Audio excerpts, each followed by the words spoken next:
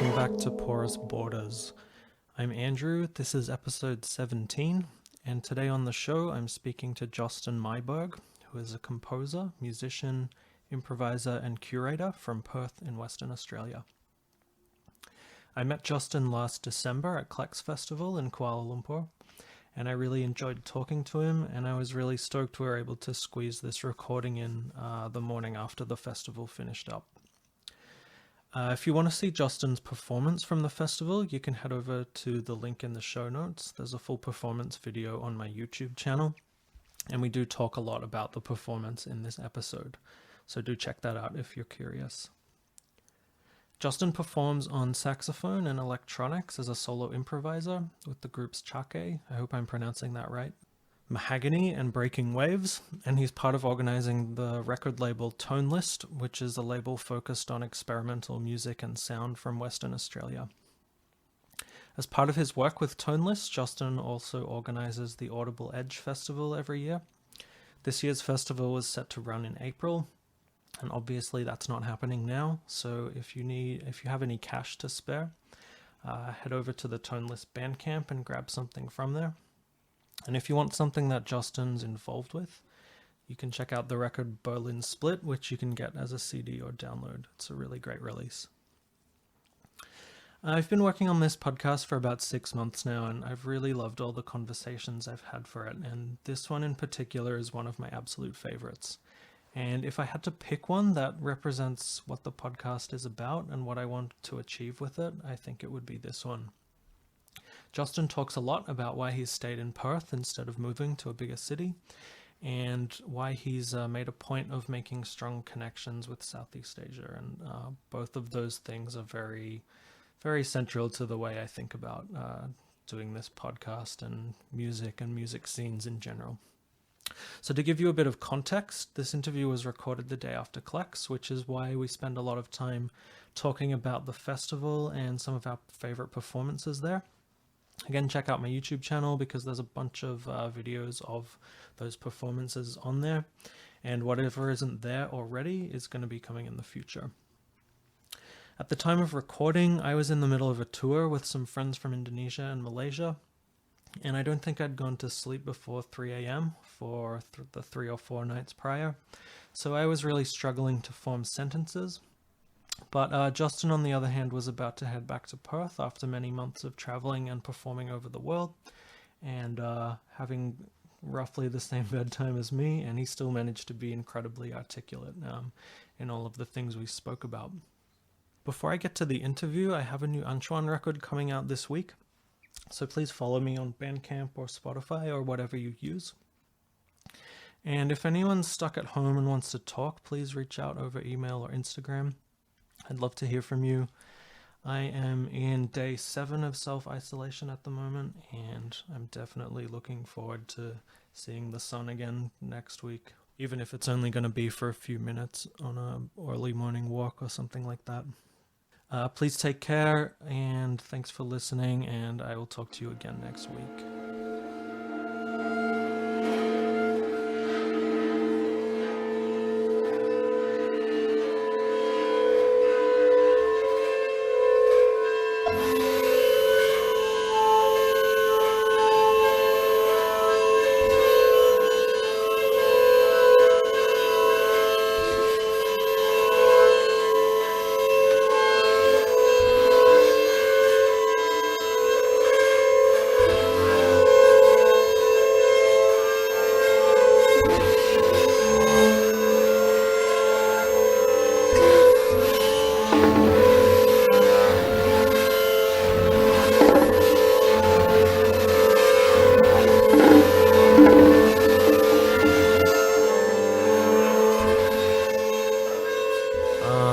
Maybe we can talk about Tchake first. Sure. We just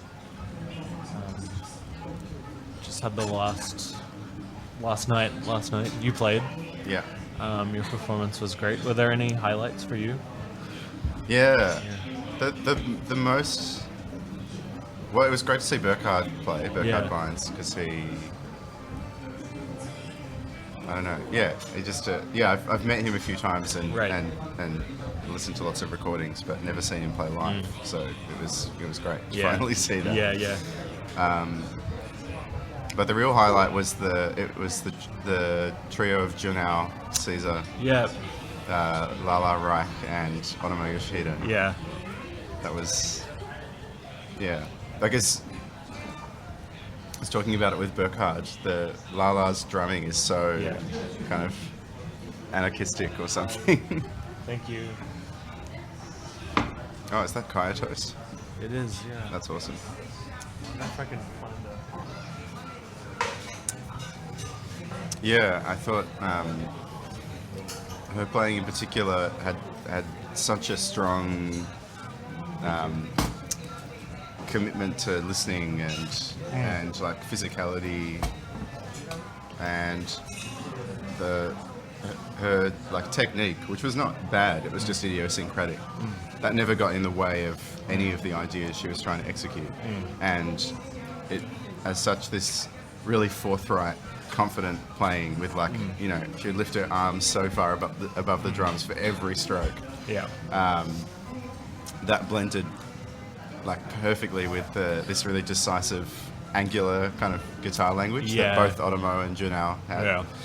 And I thought that was really special because for me, like that kind of performance is like rewriting for myself like what I can accept as like good, intense, interesting music. Like it opens the spectrum a bit. It's like, oh, I never would have expected that to work. Like, of course it could work, but as to work that well, then that means like I have to change some of my assumptions about about music, which is why I like this music.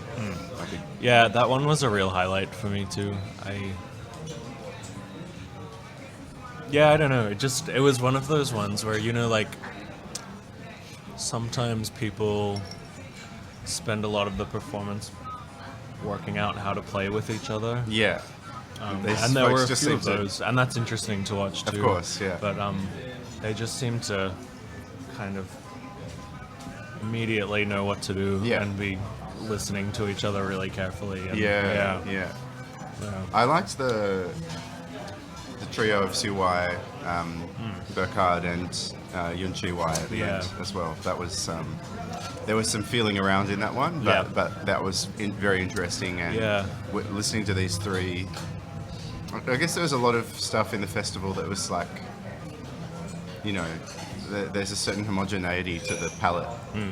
And that performance didn't have that. It was three things that were really different. And then they had to work out how to orchestrate it. And you could tell that they were all really strong voices because they could find a way almost straight away.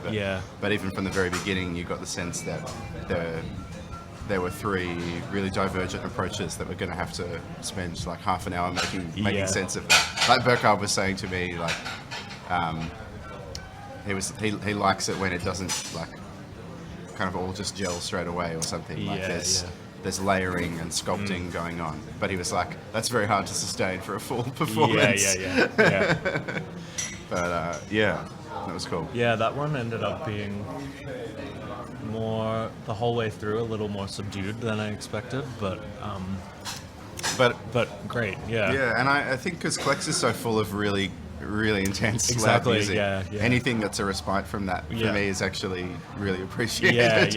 It's not that I don't like the loud stuff, but the things that are quite contrasting stick out. I thought that way about the guy who I've forgotten his name. Thank you. Nice. The guy who played the cello with the looping, it was like, the double bass. Sorry, the double bass. It's like, I don't know. Just after like a whole night of very atonal music, hearing something like that was refreshing. Kind of nice. They always put everything else in relief. And it's good because every night has at least one. So, that's right. I think Burkhard's set was that too, like this. His solo set was really awesome. It was like a magnet for like I guess you get this music that really pushes out Like it's amplification, projection, sound going out into the room and really trying to reach the audience. Whereas Burkhard is like, if you want to get into this, you have to come to me. You know? And not in a demanding way, but just the music really pulls you in. And I really respect that stuff a lot. I mean, the whole, I guess it's a really diverse scene, but there's a lot of improvised music from Berlin that does that, that I think, and I think that's a very special community. Especially this notion that you can kind of respect the audience enough to demand them to listen really closely to what you're doing for it to make any sense. I like that stuff because I think audiences deserve that respect. How was it for you playing? How did you feel about your performance? I felt like challenged but good. Like I guess last time I played something really soft, like it was almost inaudible the whole way through, and I didn't get the feeling it sat really well in the context with everything else. It was, I mean, it's such an imposition almost, like more than playing loud. In a festival where everything tends to be loud. So I wanted to do something with a bit more contrast and change. But I'm personally not content with just like kind of going, all right, I'm just going to play feedback for 20 or 30 minutes. And so I like to push people a bit in terms of dealing with duration and long durations and silences and periods where nothing's happening. So, and I mean, I talk to plenty of people who I really respect that were into it, so that's cool. But I couldn't tell if it was not as like,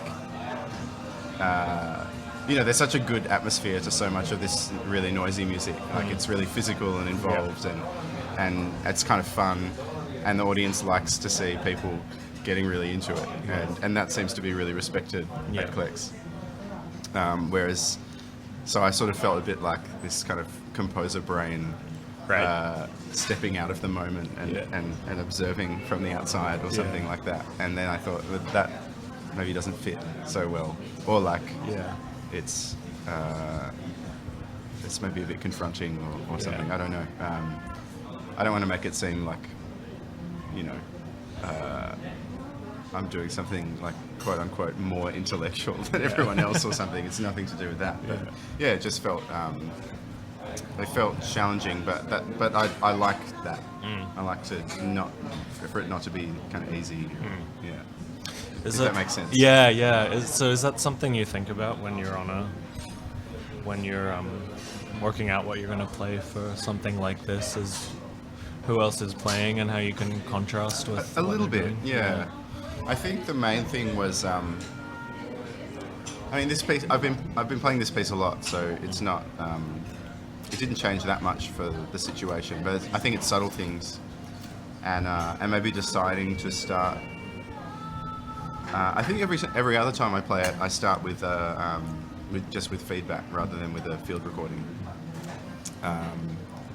But I thought rather than these really heavy starts, which were really common, I wanted to just change the dynamic by easing into it with something really, really soft.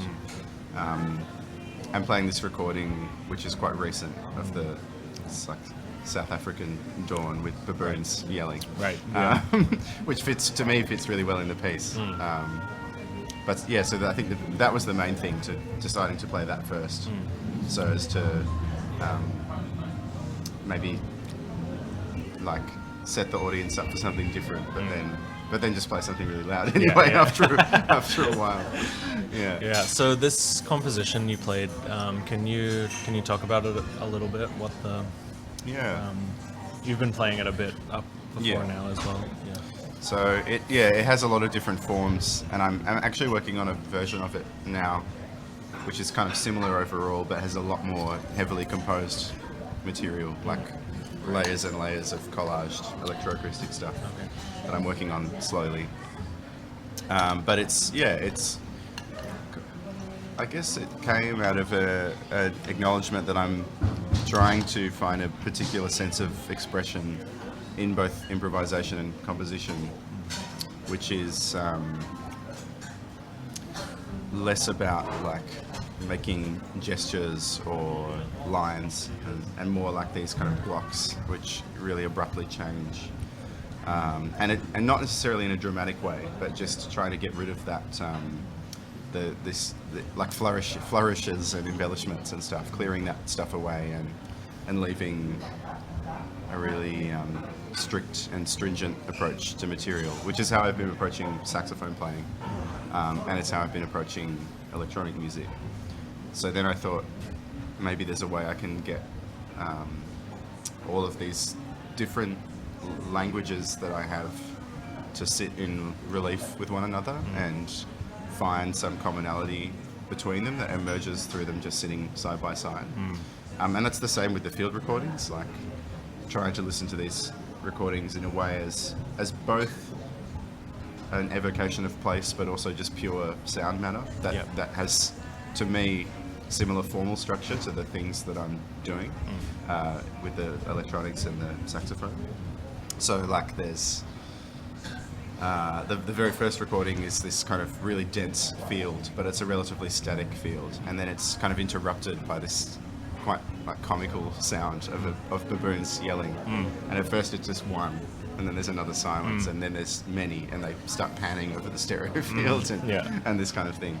And so hearing that, I can sort of go, of course they're baboons and it's South Africa, but also just the form of this is like what I like at the moment in music. Stasis and sudden ruptures and cuts and that kind of thing. So I thought, well, that sounds like my saxophone playing to me, or my electronics playing. So if I can get these things to all sit side by side, and if I do them with enough clarity, then maybe the audience can draw some kind of connection, but probably a different one to me. So I'm jumping with hard cuts very quickly between field recordings, passages of improvised feedback, and then occasionally I cover those sounds with either saxophone or my voice. And there's this moment where I've been hiding a microphone somewhere in the room. So I walk over to these different places to make different kinds of sounds. So there's a kind of dramaturgy or narrative to it as well. And I like that moment, that first moment where I walk should have a little bit of drama to it, where there's a kind of unexpected element in the performance space that opens up a different dimension and maybe changes how you listen to what you just heard and changes how you listen to what comes next. So it's all that kind of stuff, how silence and change just inform both your perception of the past and the immediate future. And about the ending, you were kind of doing some very soft, long tones on the saxophone. Is that, because I think I remember when we were talking before you played, you were saying you don't always play the saxophone in the performance. Is that right, or am I hallucinating? I think I haven't played it. When I was doing it in Africa, I didn't play it. I decided to do something else. But it is nice to do, And so other times I play more than I did last night. It sort of depends. I like that the piece is kind of in process and it's a bit of an experiment. So last night I just played one multiphonic 5 or 6 times. Right. As a way of colouring the tones that we're playing.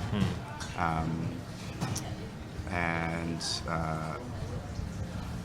it almost has a kind of meditative quality. I just focus on this one gesture and do it over and over again as a way of sending the piece off or something. Yeah, something about that part really tied the whole performance together for me. I don't know what it was, but it was just kind of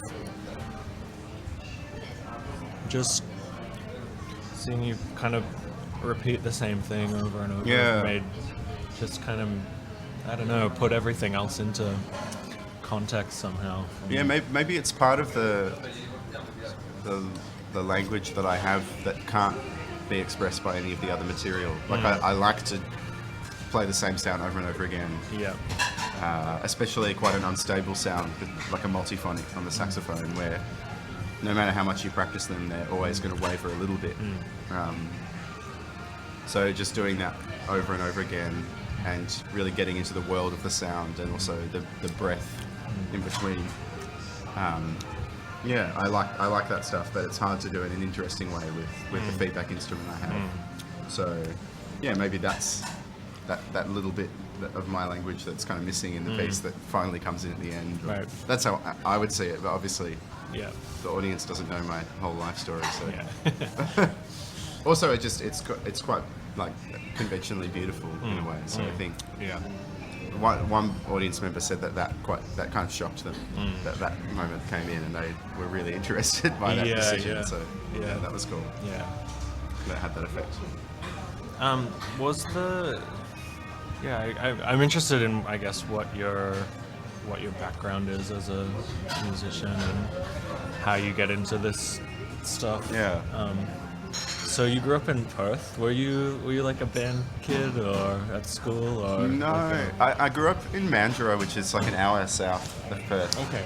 And I didn't meet a single person that listened to the same kind of music as me then. So since I was like 10 or 11, no, actually a bit later, maybe like 12 or 13,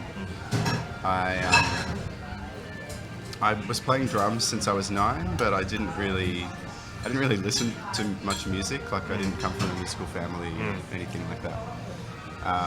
And then my drum teacher was like, "Do you want to bring in a song to play that you have listened to at home in your next lesson?" And I went, "Okay." But then when I got home, I was like, "I don't really know any songs with drums in them." Whatever. So I used to play a lot of video games online as a kid, and I asked someone that I knew on there what they listened to that had interesting drums. Right. And they put me like to all this kind of hardcore punk music from the 80s and like My Bloody Valentine and some kind of experimental pop music like Animal Collective and that kind of stuff. So at first I was like, I don't know what this music is, especially like they gave me some early Animal Collective stuff, which is quite strange and has silences in it. And, you know.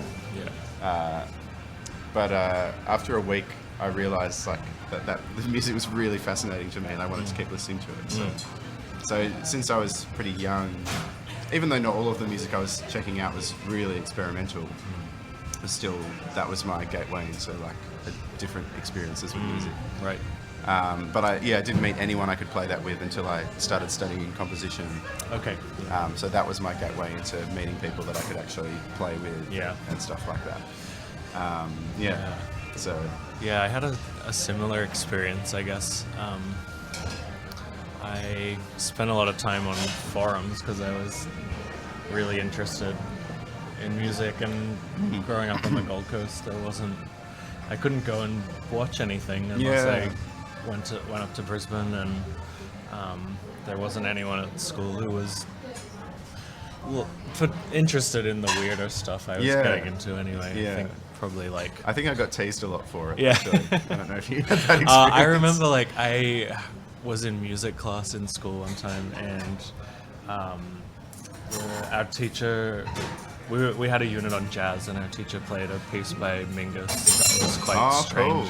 And I can't remember which one it was actually, but I was fascinated by it, and all my friends thought I was like being just trying to be weird or something. Well,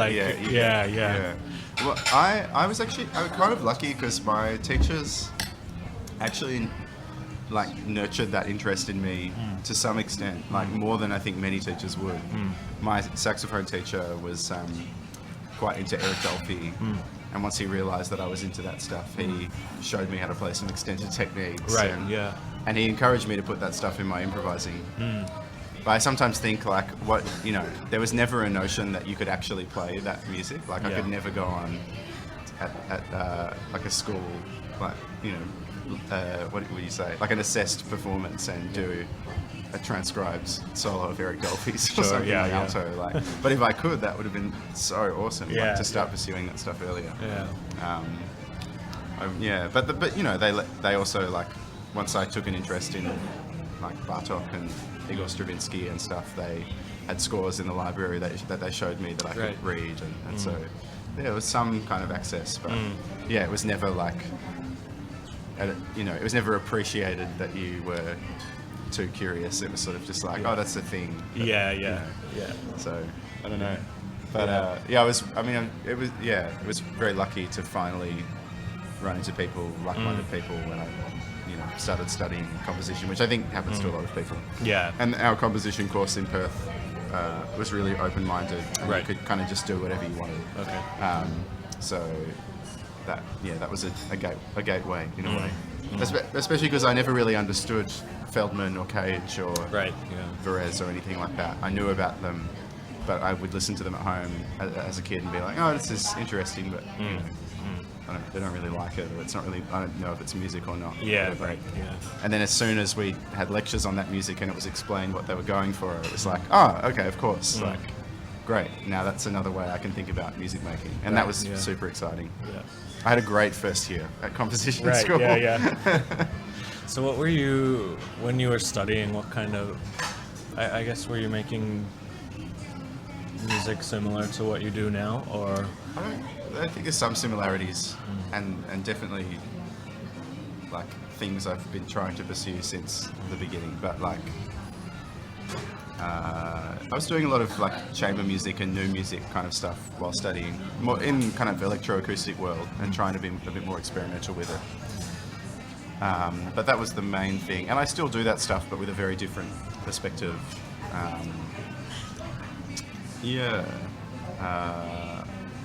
And also graphic scoring is quite a big thing at WAPA, and so it's hard, like when you're a student you just get sucked into doing that. And that's good, right? Like you should experiment with different methods while studying, so I enjoyed the chance to do that, but then I wouldn't do any of those kind of notational methods that were really popular at my school. I wouldn't do any of them now. Right. I found my own kind of way through that stuff, I think. So I wrote a few good pieces while studying, but So you perform a lot as an improviser as well, correct? Did you start doing that around when you were doing composition, or did that come later? Because our lecturers were all improvisers as well, right? Which was cool. And then so that's like Lindsay Vickery and Stuart James, who are not they're not very well known outside of WA, I don't think. But they both have pretty interesting voices, and quite encouraging teachers. I did a workshop in Melbourne with Speak Percussion actually in 2014, and I met 2013, and I met a drummer, Michael McNabb, and we just started. I was already improvising, but when I met him, I realised that improvising was not just like a method. I mean, it is a method, but I also realised there was a whole culture around it. Right. And especially in Melbourne, there's so many shows and a really rich and deep kind of community. So that through him, I kind of recognised that and realised there was a whole international touring circuit and a whole all kinds of interesting social stuff around that music. So that was my first window into really taking it seriously. And back then I was doing like live processing of his percussion, but eventually I wanted to actually have like a kind of instrument to play with. So I was working on saxophone, which I've started taking a lot more seriously recently, than I did back then. And also, having an electronics setup, which is not a bunch of like gadgets and tools, but like one instrument with a really clear identity and a language and a way of playing it and that kind of stuff. So can you talk a bit more about that? About the instrument? Yeah, it's all it is a commercial bit of software. Like it's a VST plugin feeding back on itself with a tiny bit of EQing and limiting, and that's it. And it's so it's a very simple thing that I've set up in Max MSP, and I control it with OSC. So I've got a touch interface on my phone or iPad. You can use an iPad as well, and it just has it's got a quality of sound that blends very well with certain kinds of acoustic sounds, especially percussion, and that kind of like not just percussion. Certain kinds of players I found I can play very, very well with this instrument. It's sort of it has a really complex stereo image and an interesting sense of depth because it, I guess, has a number of filtration and feedback processes. This plugin does that lend to interesting perception of texture and space and transients and all of that kind of stuff. And some of the sudden changes you can do in it are really percussive, so it's super dynamic. It can change from extremely loud to almost inaudible in a moment. Yeah. And you can change one parameter very, very slightly and it will suddenly just go silent. Right. Okay. So, but it is also kind of, there are elements of it that are predictable. So there are safe spaces in it where I kind of know this is what it's going to do, and then there's ways of just completely throwing myself off. So it works quite like an instrument, and I like that. And it, I can get some of that physical feedback of playing an instrument if it's loud enough. It's got a quite physical quality to the sound. So I've played like with Matthias Muller, trombone player from Berlin. We've done some duo stuff, and that works really, really well. And with Michael, he's a percussionist. Yeah. And then I have a little trio album with a double bass player and a vibraphone player in Berlin. Okay. Emilio Godoa and Adam Pultz-Melby. And that's cool because their language is a lot more kind of, not melodic, but because they're both playing quite pitched instruments. And Emilio's playing, an equal tempered instrument with heaps of bars and potential for chords and harmony and stuff. That fills out a space that the feedback instrument's not so good at. Right. It's not very good at being kind of lyrical or sweet. Yeah. So those kind of mixes are really nice as well. Yeah. The only thing I struggle with is it is not, to me, it's not a very interesting instrument playing soft. So it's not the most versatile thing. I'm struggling with that at the moment, but I'll push through it. Yeah, I think dynamically that's right. But I think it's like, just listening to it last night, the sound's very detailed. Yeah. It's quite, I guess it's harsh the whole time, but when it changes, the character can be very different. Yeah, and if you can be patient with it, I think that's the challenge. Like you can't just change all the time. Or you can, of course. It would be great to hear someone do that. But if you really sit with any of the spaces that it makes, you can get into the micro detail of it a lot more.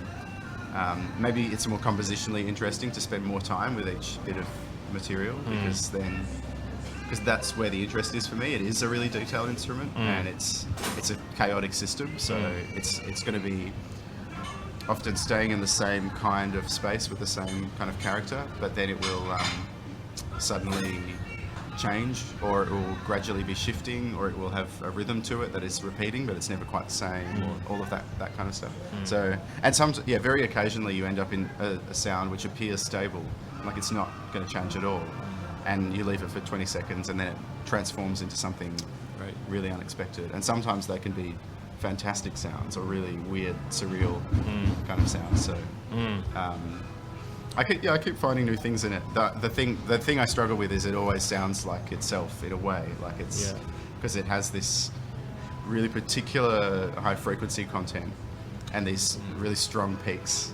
Like I always have to EQ the highs down because there's these like deafeningly loud 16 kilohertz peaks, which are just like, I like that stuff, but even for me, it can be really brutal. So that's like this signature that the sound always carries. So I've wondered about ways I can subvert that or augment it or something, but I haven't done any of them yet. So there's a lot of exploration still possible with it. Yeah, I wondered if I could just, add a pedal board to it or something, but I don't want to overcomplicate things, so we'll see. The fewer cables, the better. I'm starting to think. You curate a festival in WA. Do you want to talk about that a little bit? Yeah, a guy called Dan O'Connor started a record label in 2016, and he invited me and a few other folks to be a part of it.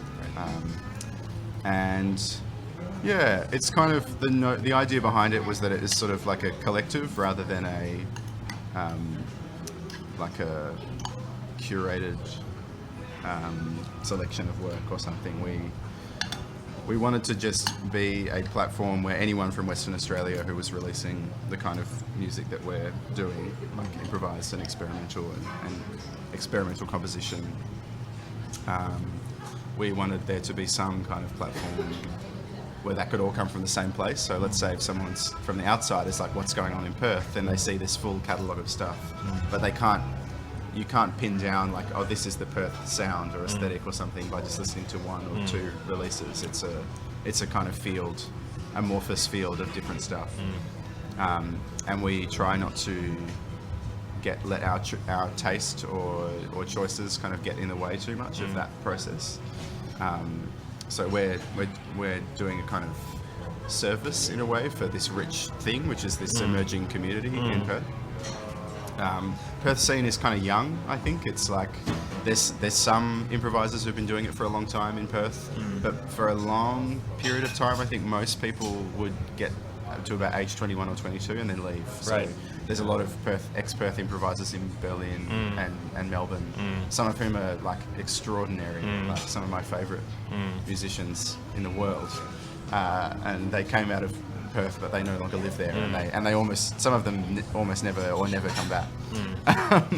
So we also wanted to make infrastructure to support what we saw was a wave of new practitioners coming in, and a large number at the same time.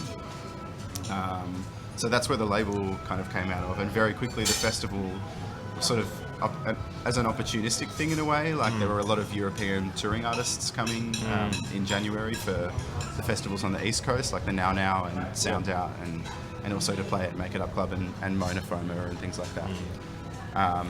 So my first thought was, well, we could make a platform for them to visit, and it would cost very little money because they all have arts funding, right? So as long as we get the infrastructure to hire venues and get enough promo together and that kind of thing, then we can, make a small festival very easily. So that's kind of how it got its start, with its quite humble beginnings. But lots of artists wanted to come. But I think from the beginning we had a vision that we didn't just want it to be like an improvised music festival. It was supposed to be, well, and we also don't want to be like an improvised music label. We would like to carry a lot of different perspectives on sound. And from the beginning, we've done our best to kind of unravel some like threats, for want of a better word, to that would kind of threaten the scene to become a kind of monoculture in a way of one kind of practice, or one kind of person doing it, or all of these kinds of things. So over time we've taken more and more steps to get to a place where that's the case, and this year we got state funding to do the festival, so that meant we had more money than we'd ever had, not heaps but enough to do a more kind of expansive curation. And this year next year we've decided to completely move the festival to a different time of year, curate it all ourselves, invite artists mostly from Southeast Asia and Australia only, and think about things like locality and invite artists from the kind of from spoken word poetry space or theatre who are doing really interesting things with sound. Also like black metal bands and free jazz and ambient groups, and so that we want a really like extreme aesthetic divergence from performance to performance with conceptual threads tying it together, so that there's maybe a sense that we all have we all have shared concerns. If we're dealing with or interested in sound, then we can kind of look outside our own space to find different and common or excitingly uncommon ideas about how those things are thought about. And for me, it's very important to grow a community, and also for experimental music to be, I'm not sure what the best way of saying this is, but to be kind of accepted into the broader arts environment of Western Australia. So it's not just its own bubble, but actually it is influenced by and has an influence on things around it in a kind of ecological way.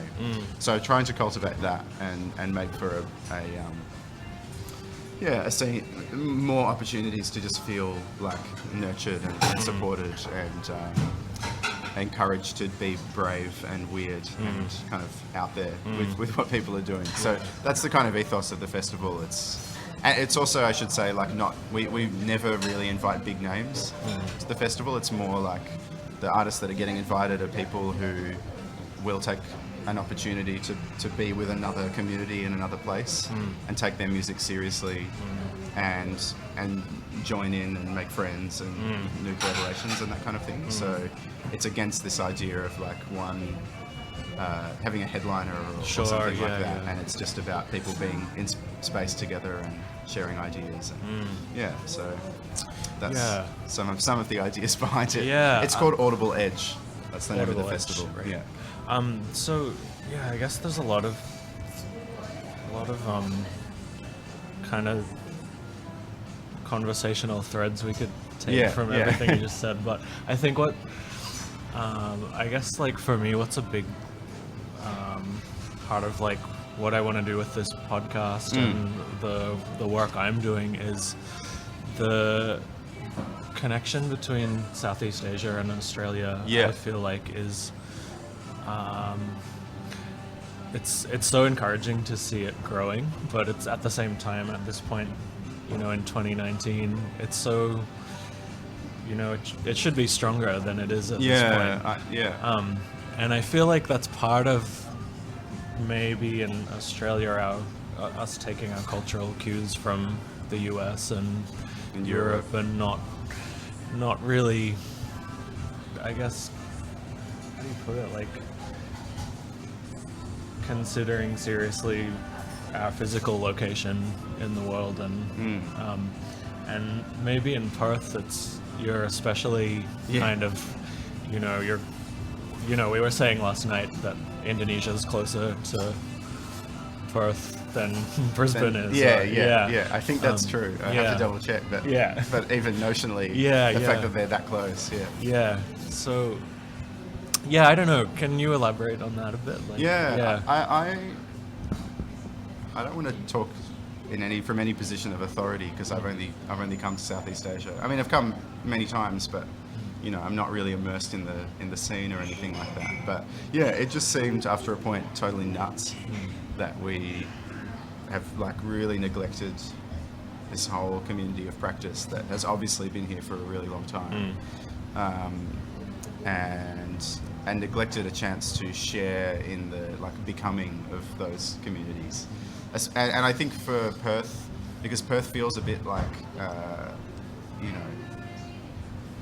it's hard to say this without sounding condescending or whatever, but just because there was a scene earlier in Sydney and Melbourne, and a larger community of practice and that kind of thing earlier on, there's just way more stuff happening in Sydney and Melbourne. Also, the populations are bigger.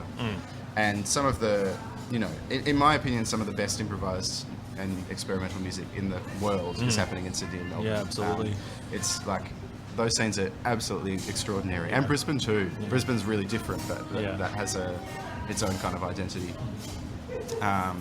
Perth doesn't feel as much like that. There are some people in Perth whose music I think is absolutely gorgeous and brilliant, some kind of elders.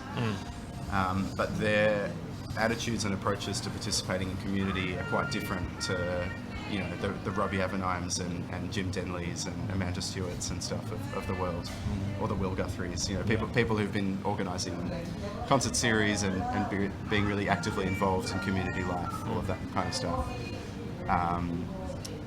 It's just a different sense in Perth, and so I think that, and also because we have this like what some people call the brain drain, like people.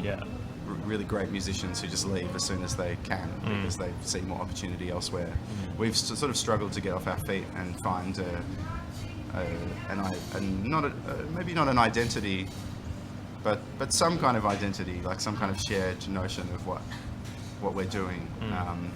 And now I think we're starting to get that in not having a shared notion. Like we're just a kind of rhizome of people doing really different things that share space and are interested in what each other's doing and that kind of thing. But in that sense, to know that there's other communities which are again, have amazing musicians in them, but are quite small and are still trying to build the momentum to make them feel sustainable, and for it to not feel like a massive loss if one person stops playing or moves. You know, like in KL, you know, there's awesome musicians, really incredible people here, but the scene is quite small. Yeah. So it just felt really sensible, without thinking in terms of nation or geography even, to bond with a community like that, for one. But then there is and then there's also this thing of, you know, we live in an era of climate crisis, and one contribution to that is flying, and just thinking and also I also think that a big part of what contributes to the thinking around that has led to the climate disaster is a kind of like a violence against locality, and globalization, and so thinking about what is close to you seems increasingly important. So that's one reason why I'm committed to Australia, but also Western Australia. But also, like, Western Australia is a really multicultural and diverse community, and it has a huge community of Vietnamese and Malaysian and Indonesian and Chinese and, you know, so on, people from Southeast Asia living there, that are often, I think, culturally not platformed on TV, on theatre stages, in the experimental music community, all of these kinds of things. So it also makes sense for me to just think, well, actually, the Southeast Asian identity is like part, you know, if that makes sense to say, like, it's kind of part of the Australian identity too, just because there is a huge migrant population that have contributed to culture and food and the landscape and this kind of thing. So there are all of these little threads that tie it together. And I think even the Australian government is noticing now that they've severely neglected that cultural relationship and don't actually know even how to begin tying it together, because there's so little cultural understanding. There's so little understanding of the cultural difference and how to establish the terms of engagement. And they're sort of, I think, going, oh, well, shit, we've kind of, that's a failure. You know? And so, for me, it's just exciting to go and hear stuff I've never heard before, and musicians whose names I don't know at all, and travel around and be in these quite different environments and hear really unusual and interesting music. So it's a source of kind of excitement, and the sense of community here in many of the places seems really admirable and very precious, and I'm kind of drawn to that as well.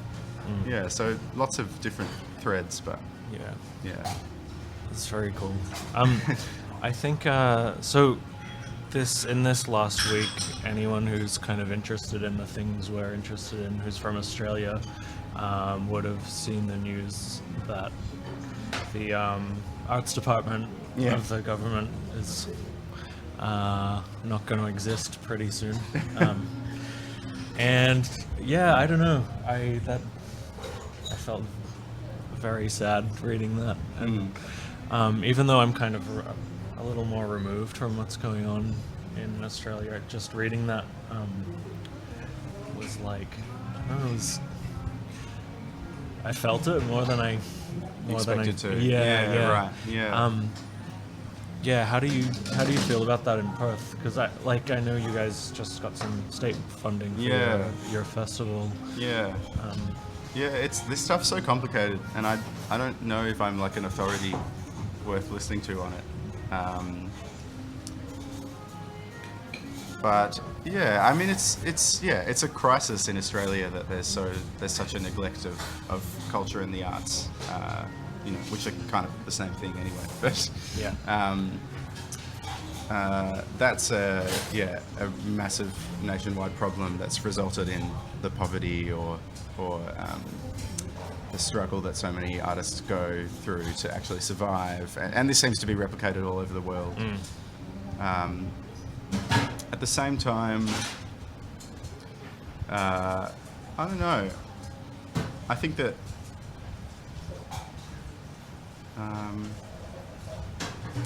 again, I'm not sure how much I have to say about it, I still always have a lot of faith in the like underground and the grassroots to be extremely resilient and to continue, you know, despite all odds, and to create, you know, far more interesting work than basically almost anything that is massively state functioned or funded or state sanctioned. That seems to always be the case, and I think the Australian art scene at the top level is extremely conservative, and that's a real problem. And I don't think it represents.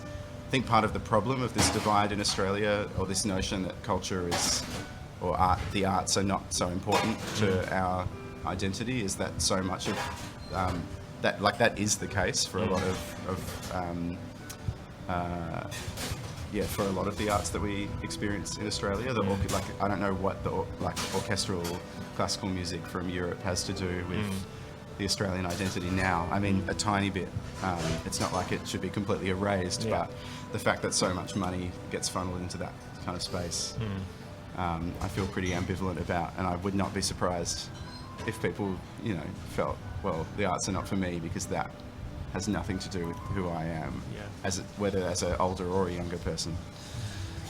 But that being said, it's still a crisis that there's increasing or decreasing representation of the arts at the in politics, and it's just never talked about anyway. I mean, the Labor government finally came up with an arts policy before their ill-fated election.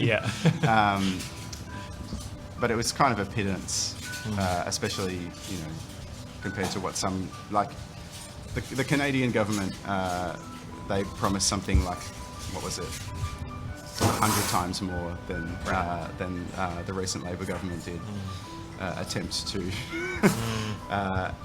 And even though most of that was apparently towards VR in Canada, so not really, it's not very, not the best comparison. It still kind of shows that there's it shows the situation that we're in, which is, it's deeply sad, but I'm not as informed as I'd like to be. I haven't been keeping up with the news as much as especially because I've been out of data range for a long time in the north of South Africa recently, so, but I don't know, it's always scary, but I have faith in the kind of resilience of ordinary people to keep going. But you wish it was easier, I guess. The ease is the main thing, I guess, and the possibilities shrink, but I guess the spirit is always there. So you've been away for the last 6 weeks. 6 months, sorry. Do you want to talk about what you've been doing? I was lucky enough to get a Young Artist Fellowship. It's the Dr. Harold Schemberg Fellowship in Composition, and they give out one every year for like self-directed study out of Perth, basically. So the only thing that they ask you to do is leave for at least 3 months. So I've used that to do a number of workshops. Like I did a little residency at MESS, the Melbourne Electronic Sound Studio in Melbourne, which was kind of my first foray into working with modular synthesis. I got to study with Michael Pissarro, who's one of my heroes, composer in Los Angeles. And I did a radio art workshop in France, and I did this field recording workshop in South Africa, Sonic Mabolela, with Francisco Lopez and Barbara Ellison. And all of those things were awesome. And in between that, just finding time to meet up with friends in different parts of the world, in Montreal, in West Germany, south of France, and different parts of Australia, and new friends in places like South Africa and here in Malaysia as well. So it's just took it as a chance. I spend a lot of time working on like projects that don't involve me as a performer or participant, like the festival and some of the workshops that we run in Perth and the label and that kind of thing.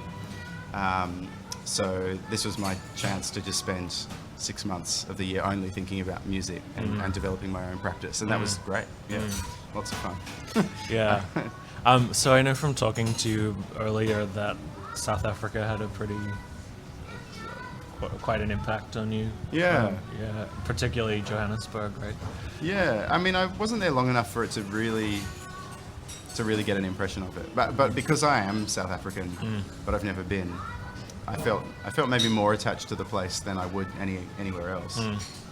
And the community in Johannesburg just seemed really diverse and to, again, a lot of different influences and interests converging in the same place, which seemed really promising. On the same night, I talked to like people that I talked to like fashion designers, festival curators, jazz musicians, people who were organising critical thinking workshops for kids in schools, activists. There was, so many philosophers and queer theorists and so all kinds of like really interesting and exciting people all in the one space. And I thought that a lot of them were coming out to see something they'd never seen before in an experimental music show. There's a scene there, of course, but I think they were opening a new space that night, so it was a bit of an occasion. And so you got a lot of people with different interests all kind of occupying space together. And that just felt promising and exciting. And there's a kind of atmosphere of new growth or something in the city that's really interesting. The political situation seems really fraught there, although most of the time when I said that to anyone there, a lot of the young people would say, yeah, it's fraught everywhere. Yeah. So they didn't draw too much attention to, a lot of older people have nothing but complaints, which are quite valid. So in a lot of cases, but it was interesting to hear the younger perspective and perspectives from people of different backgrounds there. I just found it energizing, and the environment was really beautiful, and I'd love to go back. It's kind of a weird place, but I love weird places. So, yeah. And again, that's essentially a geographic neighbour. There's, we share a border in a sense, even though there's a massive ocean in between. But so that's another community I'm quite interested in being having closer ties to. So I got really excited by being there. So this is your last kind of leg of your journey, right? Tomorrow. It's my last day. Yeah, tonight you're going back. What's next for you when you get back to Australia?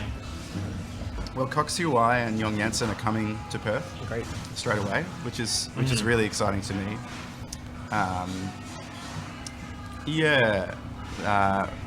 I've wanted to set up some kind of exchange between this festival and the stuff that we do.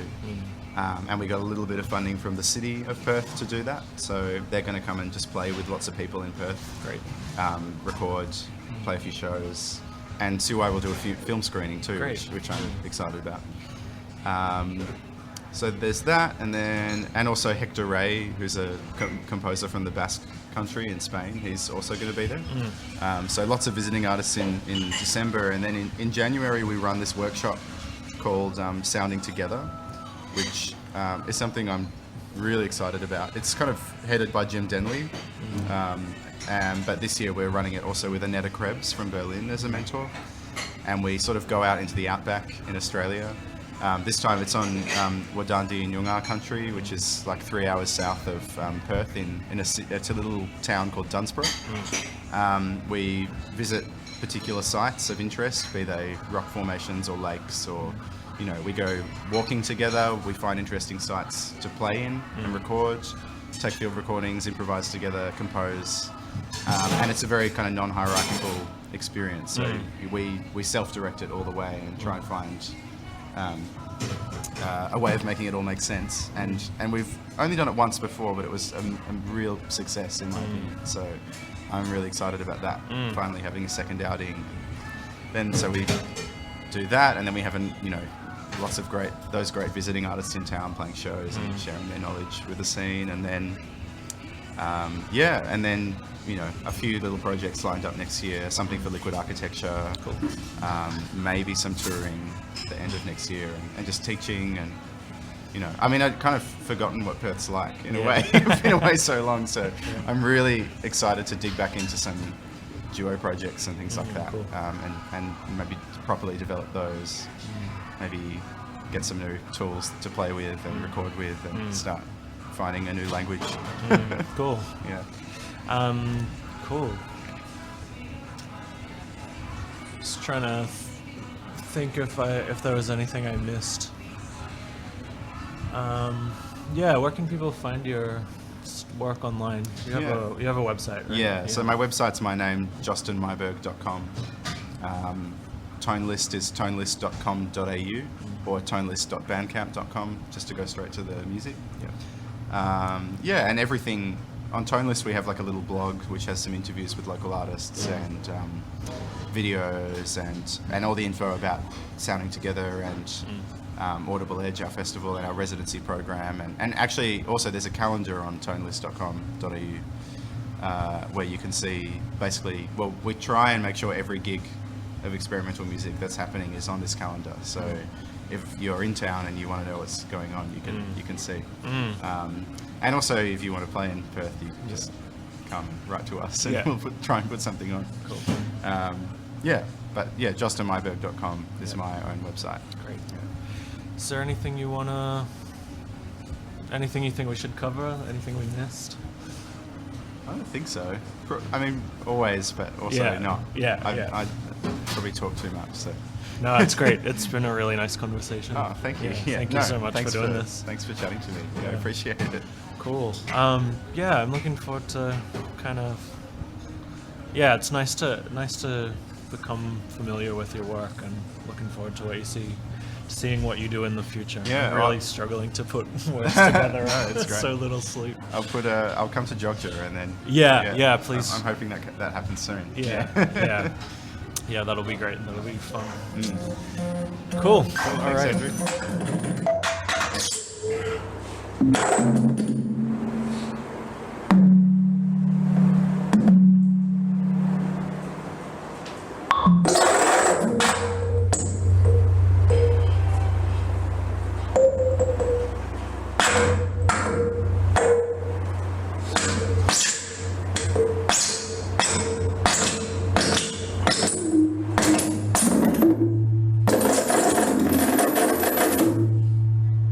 Thanks for listening to this episode of Porous Borders.